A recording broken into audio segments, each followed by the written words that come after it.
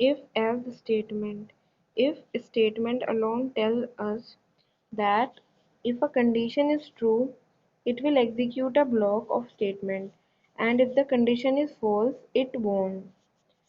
मतलब एक कंडीशन अगर ट्रू होगी तो वो उस कंडीशन का जो ब्लॉक होगा वो एग्जीक्यूट हो जाएगा, और अगर फॉल्स होगी तो वो एग्जीक्यूट नहीं होगा. But if we want the program to display some appropriate message or to execute certain set of inst- instructions in case of condition become false, here comes the else statement. We can use the else statement if is statement to execute a block of a code when the condition is false. देखो आपने condition the, if में कोई condition दी, ठीक है. अब अगर वो condition false होती है तो आप चाहते हो कि दूसरी कंडीशन एग्जीक्यूट हो, तो उसके लिए होता है एल्स. ठीक है. एल्स एल्स स्टेटमेंट में आपको कंडीशन नहीं देनी होती. बाय डिफॉल्ट अगर ये फॉल्स हो गया, बाय डिफॉल्ट ही अगर ये फॉल्स हो गया तो ये एग्जीक्यूट हो जाएगा एल्स वाला ब्लॉक. ये होता है इफ और एल्स क्लॉज. इसके बारे में हम देखेंगे भी एग्जांपल. ये देखो, इफ, ये इसका सिंटेक्स है. इफ जो आपको कंडीशन देनी है वो कॉलन, फिर जो स्टेटमेंट है यहाँ पे इंडेंटेशन आती है 4 स्पेस, उसके बाद ही आपको स्टेटमेंट देनी है. एल्स 4 स्पेस के बाद स्टेटमेंट. अगर ये कंडीशन ट्रू हुई तो ये वाली स्टेटमेंट प्रिंट होगी, अगर ये कंडीशन फॉल्स हुई तो ये वाली स्टेटमेंट प्रिंट होगी. Now here if and else are keywords. If और एल्स दोनों ही कीवर्ड्स हैं. A statement or statements block of codes intended usually 4 spaces. मैंने आपको बताया ना, यहाँ पे जो स्पेस दोगे ना आप इसे इंटेंटेशन कहते हैं, और ये यूजुअली 4 स्पेस की होगी, 4 spaces. Inside the if statement are executed only if condition evaluate to true. Statement तभी एग्जीक्यूट होंगी जब आपकी जो कंडीशन है वो ट्रू होगी, अदरवाइज आपकी स्टेटमेंट एल्स वाली एग्जीक्यूट होगी. अब इसका फ्लो चार्ट देखो. टेस्ट कंडीशन डिसीजन बॉक्स में जो भी कंडीशन होगी अगर ट्रू होगी तो इफ वाली बॉडी में चले जाएगा, अगर फॉल्स होगी तो एल्स वाली बॉडी प्रिंट होगी. उसके बाद स्टेटमेंट जो भी इफ ब्लॉक को छोड़ के उसके नीचे होंगी, इफ एल्स ब्लॉक को छोड़ के उसके नीचे होंगी, वो एग्जीक्यूट होंगी. Let us consider an example that explain if-else construct along with its associated pseudo code and flowcharts. अब हम एग्जाम्पल लेंगे इफ एल्स का जो सीडो कोड के साथ होगी, मतलब पाइथन कोड के साथ, और फ्लो चार्ट दोनों रिप्रेजेंट करेगा. अब देखो इसमें एग्जाम्पल है to develop a program that ask the user to input the number of working hours. कि एक ऐसा प्रोग्राम बनाना है जिसमें यूजर इनपुट करेगा कि कितने वर्किंग आवर हैं और अर्निंग कितनी हुई पर डे के हिसाब से. It calculate how many money they earn a week and display an appropriate message based on their earning. वो बताएंगे कि एक वीक में उन्होंने कितने, जो हम कैलकुलेट करके ये बताएंगे कि एक वीक में कितने पैसे कमाए, और डिस्प्ले करेंगे अप्रोप्रिएट मैसेज जो उनके अर्निंग पे बेस करेगा. फ्लो चार्ट में हम सबसे पहले ये करेंगे, स्टार्ट करेंगे, इनपुट कराएंगे आर्ली पे कितनी है, और इनपुट कराएंगे आवर्स कितने हैं वीक में जितने में काम करते हैं. तो जो भी जितने भी, जैसे एक घंटे के 10 रुपये या 100 रुपये पेमेंट है, और एक वीक में आप 7 घंटे काम करते हो, तो एक वीक की पे हो गई ना 700 रुपीज़ हो गई, क्योंकि एक घंटे के 100 रुपये हैं, और एक वीक में आप 7 घंटे काम करते हो तो 700 रुपये हो जाएंगे. इसी तरीके से हमने वीकली पेमेंट कैलकुलेट कर लिया by using the process box. उसके बाद अगर वीकली पे 400 से ज़्यादा है तो हम ये प्रिंट कर दिया output can afford to leave alone. तो जो है अलोन रह सकता है, अगर 400 से कम वीकली पेमेंट है तो वो अफोर्ड नहीं कर सकता. तो ये हमने फ्लो चार्ट बनाया और एंड कर दिया दोनों को एंड स्टेटमेंट से. अब इसका कोड बनाएंगे हम। सबसे पहले हमने आर्ली पे एक वेरिएबल लिया जिसमें इनपुट करा लिया आर्ली पेमेंट कितना है, मतलब 1 घंटे की कितने रुपए पे करते हैं उसको। उसके बाद हमने आवर्स पर वीक एक वेरिएबल लिया, आवर्स पर वीक, उसमें इनपुट करा लिया कि कितने घंटे आप वीक में काम कर रहे हैं। उसके बाद हमने एक वेरिएबल लिया वीकली पे और उसमें एक कैलकुलेट कर लिया कि एक वीक की आपकी कितनी पेमेंट होगी। उसके बाद अगर वीकली पे आपकी 400 से ज़्यादा है तो you can afford to live alone, अगर नहीं है तो आप अकेले नहीं रहना अफोर्ड कर सकते। तो इस तरीके से आप इफ एल्स स्टेटमेंट का यूज करेंगे प्रोग्राम के अंदर। ओके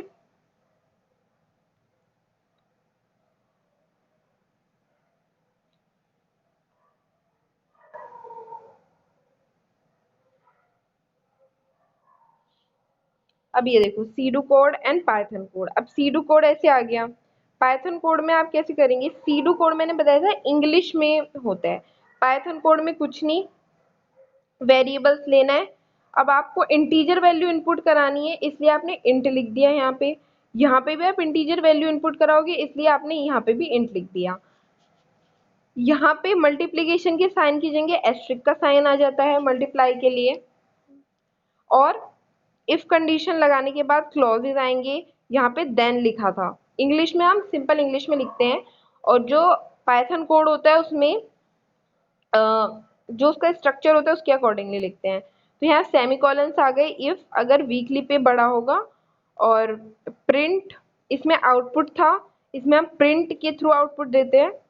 तो इस तरीके से सीडो कोड से पाइथन कोड बनता है। फ्लो चार्ट से आप सीडो कोड बना सकते हो इजीली, फ्लो चार्ट से आप डायरेक्टली पाइथन कोड भी बना सकते हो।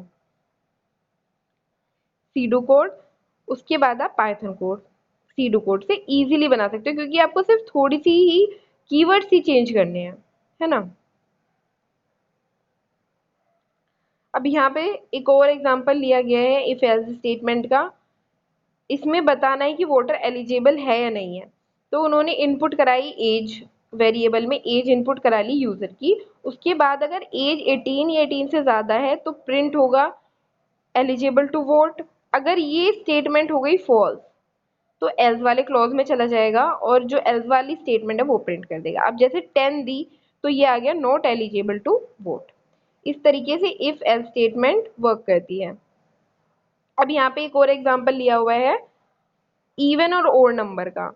अब इसका मतलब, इस साइन का मतलब होता है मॉड्यूलस या रिमाइंडर। मैंने आपको प्रीवियस चैप्टर में बताया था रिमाइंडर, ठीक है। यहाँ पे उन्होंने एक एक्स वेरिएबल में नंबर इनपुट कराया, ठीक है। अब हमें वो चेक करना है वो नंबर इवन है या ओड है। अब हमें ये पता है कि जो इवन नंबर होते हैं वो सारे 2 से डिवाइड हो जाते हैं, डिविजिबल होते हैं, ठीक है। तो हमने क्या किया, X M percent equals M percent two equals to 0, मतलब जब एक्स डिवाइड होगा 2 से और जो रिमाइंडर आएगा वो 0 आना चाहिए। रिमाइंडर जो आएगा, जैसे 12 इनपुट दिया तो 2 6 जा 12, तो रिमाइंडर आएगा 0, है ना। अगर 0 आएगा तो नंबर इवन होगा, अदरवाइज ओड होगा, ठीक है। देखो इन्होंने आउटपुट 20 दिया तो आया नंबर इज इवन। अब इसका सीडू कोड दिया हुआ है, सिंपल इंग्लिश में आप लिख सकते हो। इनपुट कराएंगे एक नंबर एन वेरिएबल में इनपुट कराया, उसके बाद मॉड्यूलस किया 2 के साथ, और मॉड्यूलस मतलब रिमाइंडर 0 आएगा तो डिस्प्ले करेगा नंबर इज इवन, मतलब नंबर इवन, और वरना डिस्प्ले करेगा ऑड नंबर। अब इसकी डेफिनेशन है if else statement, in case if condition is evaluated to true, then statement or statements block of code intended, usually 4 spaces inside the statement, are executed, otherwise statement following else statement will be executed। ठीक है, यही चीज लिखी हुई है, this is the definition of if else। Many a time there are situations that require multiple conditions to be checked and hence may lend to many alternatives. In such a case, we can change the conditions using if else if. अब बच्चों आपके पास ना दो condition नहीं है, दो से ज्यादा कंडीशन है और आपको वो यूज करनी है इफ एल्स के थ्रू, तो हम क्या कहते हैं, इसकी चेन बना लेते हैं इफ एल्स की, और उसके थ्रू हम कंडीशंस दे सकते हैं, उसको कहते हैं if else statement. L if जो है वो शॉर्ट फॉर्म है एल्स इफ की। ओके,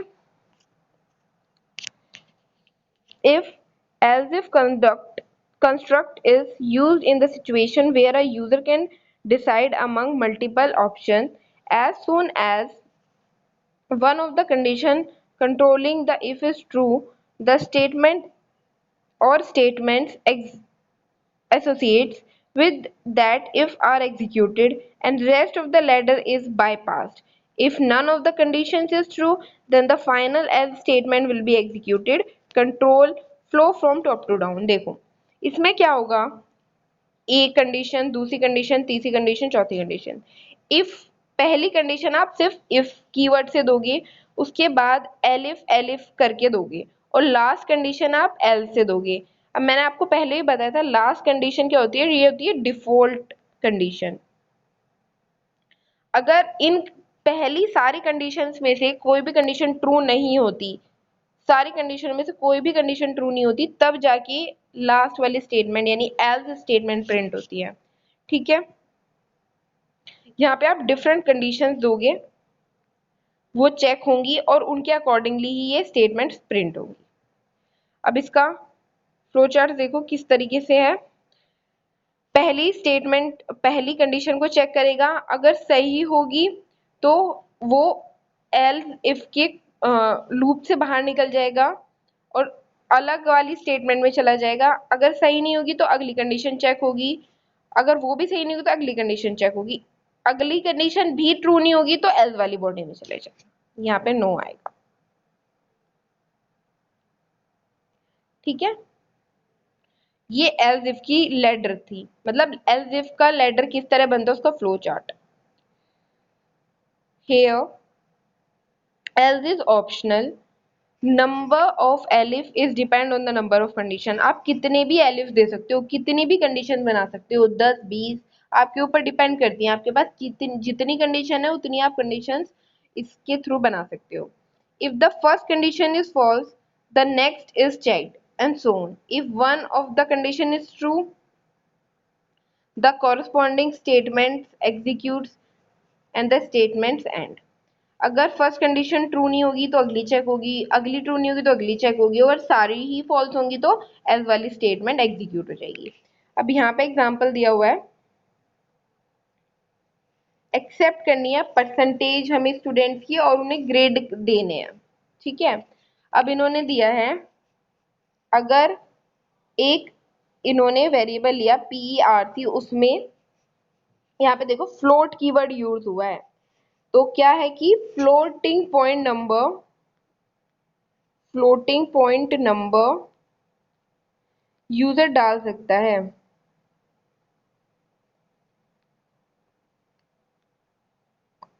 यूजर यहाँ पे इनपुट कर सकता है, तो वो नंबर डलवाया, अगर परसेंटेज 85 से ज्यादा होगी तो ए ग्रेड प्रिंट होगा। उसके बाद इन्होंने रेंज दे दी कि 70 से ज्यादा हो और परसेंटेज 85 से कम हो या इक्वल हो तो बी प्रिंट होगा। ठीक है, उसी तरीके से डिफरेंट रेंज देखिए इन्होंने डिफरेंट ग्रेडिंग प्रिंट करा दी, और अगर इनमें से कोई भी कंडीशन ट्रू नहीं होती तो एल्स वाली कंडीशन ट्रू हो जाएगी और ई प्रिंट हो जाएगा। ठीक है, जैसे यहाँ पे 78 दिया तो बी ग्रेड प्रिंट हो गया। ओके, अब इसका एक्सप्लेनेशन देखो। Statement 1 accept the percentage as the input from the user. Accept करेगी परसेंटेज को इनपुट की तरह यूजर से। Each condition is checked in order as per the inputted value of 78 as the percentage condition 1 is false but the condition 2 is true। देखो इसमें क्या है कि जब कंडीशन 1 चेक हुई, जब 78 इनपुट दिया और कंडीशन 1 चेक हुई तो वो फॉल्स थी, पर कंडीशन सेकंड ट्रू हो गई, तो जो था कॉरस्पॉन्डिंग कोड का जो एग्जीक्यूशन था वहीं पे खत्म हो जाएगा और वो फर्दर स्टेटमेंट चेक नहीं करेगा। इसका सीडो कोड आप सिंपल इंग्लिश में लिख सकते हैं। Input percentage of a student, अगर इन परसेंटेज 85 से ज़्यादा है, if percentage is greater than 85 then set the grade to A. If the percentage is greater than 70 and less than equals to 85 then set grade B। इसी तरीके से आप इसी कैरेक्टराइज करेंगे, ग्रुपिंग करके आप डिफरेंट ग्रेड्स प्रिंट करा देंगे और लास्ट डिफॉल्ट वाली स्टेटमेंट दे देंगे, otherwise set grade two E और प्रिंट ग्रेड।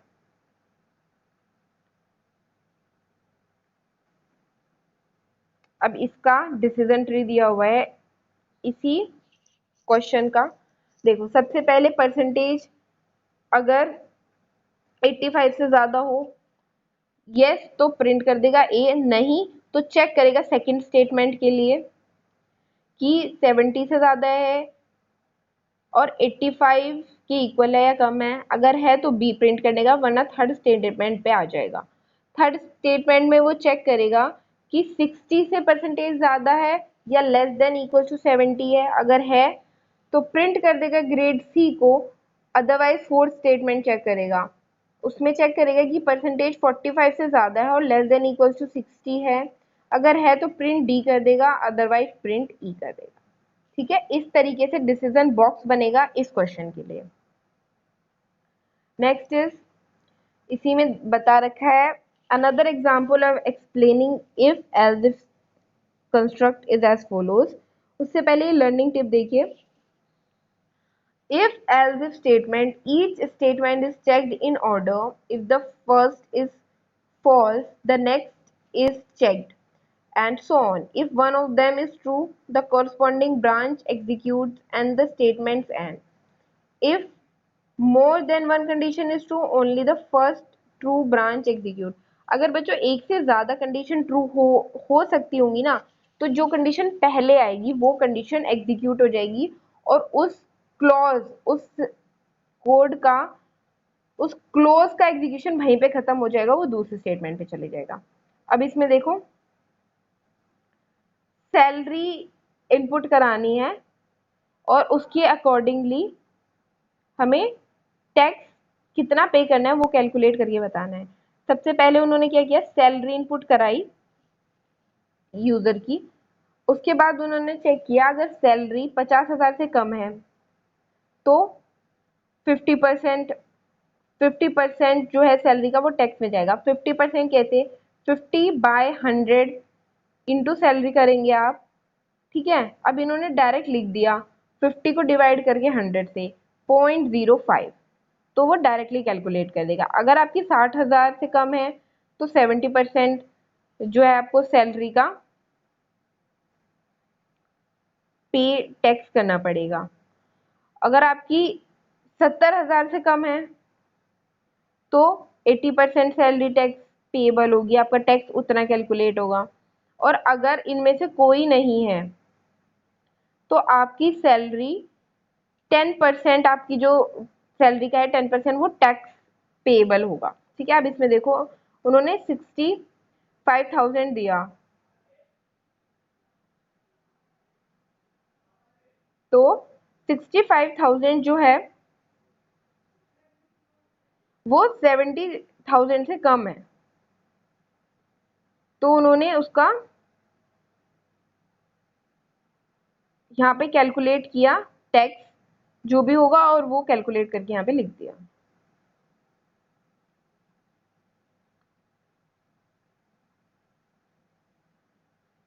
तो ये जो है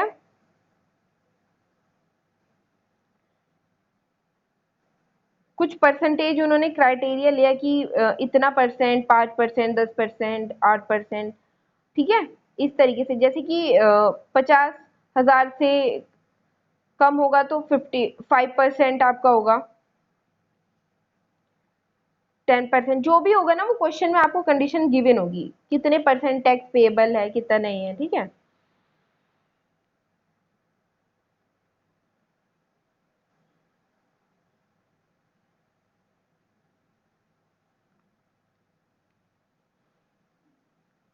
अब है nested if else. The nested if-else statement allows to check for multiple test expression and execute different code for more than two condition। इसमें nested if में क्या होगा, if के अंदर if आएगा और उसके अंदर conditions check होंगी। We can have many levels of nested if else statement। हमारे पास different levels होते हैं if and else statements में। ये देखो, if अगर ये वाली condition true होगी तो ये वाली सारी conditions check होंगी, ठीक है। अदरवाइज अगर पहली कंडीशन ही फॉल्स हो गई तो वो दूसरी कंडीशन पे चला जाएगा, और अगर ये दोनों ही कंडीशन फॉल्स हो जाएंगी तो ये वाली कंडीशन बाय डिफॉल्ट प्रिंट हो जाएगी, ठीक है। अब इसका एग्जांपल देखो, अगर हमने एक वेरिएबल लिया 100, अब उस वो वेरिएबल की वैल्यू 200 से कम होनी चाहिए, तो प्रिंट हो जाएगा वैल्यू इज लेस देन 200। और इन वाली जो नेस्टेड इफ है, इन वाली कंडीशन में वो चेक करेगा। अब नेस्टेड इफ में क्या होगा ना, आपको स्पेसिंग देनी पड़ेगी। इस स्पेसिंग के थ्रू ही पता लगेगा कि ये सारी कंडीशंस इस इफ को फॉलो करती हैं, ठीक है। अब इसमें वो चेक करेगा, अब वेर की वैल्यू 100 की इक्वल है विच इज 100, तो इस तरीके से वो प्रिंट कर देगा। We can have an if else statement inside another if else statement। This is called nesting in computing program, ठीक है। तो ये थी आपकी if statement, if else statement, if else statement and nested if statement। तो अब आपको एक क्वेश्चन दे रही हूं मैं, जिसके थ्रू आपको क्या करना है कि इन तीनों में बना के देखना है कि ये बन पा रहा है या नहीं बन पा रहा है। एज अ होमवर्क वो क्वेश्चन करके लाना है आपको, ओके। अब इसका क्वेश्चन ये है कि आपको चेक करना है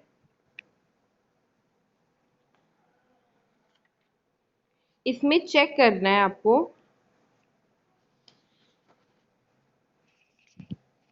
डिफरेंट मार्क्स। अकॉर्डिंगली आप क्या करेंगे, कैलकुलेट करेंगे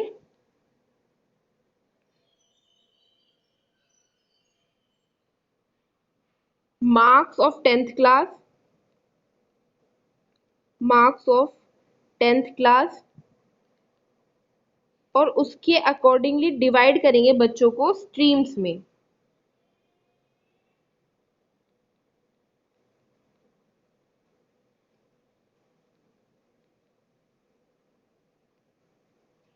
इन डिफरेंट स्ट्रीम्स, जैसे कि साइंस के लिए आप 80% से अबव रख सकते हो, साइंस के लिए 80% से अबव परसेंटेज चाहिए, ठीक है। कॉमर्स के लिए 60 से अबव रख लोगे, और रेस्ट जो भी है वो आर्ट्स के लिए छोड़ दोगे। तो ये आपको तीनों में बनाने हैं, इफ एल्स में भी बनाना है और इफ में भी बनाना है और नेस्टेड इफ में भी। तीनों में ट्राई करके देखना, अलग अलग कंडीशंस पुट करके, ओके।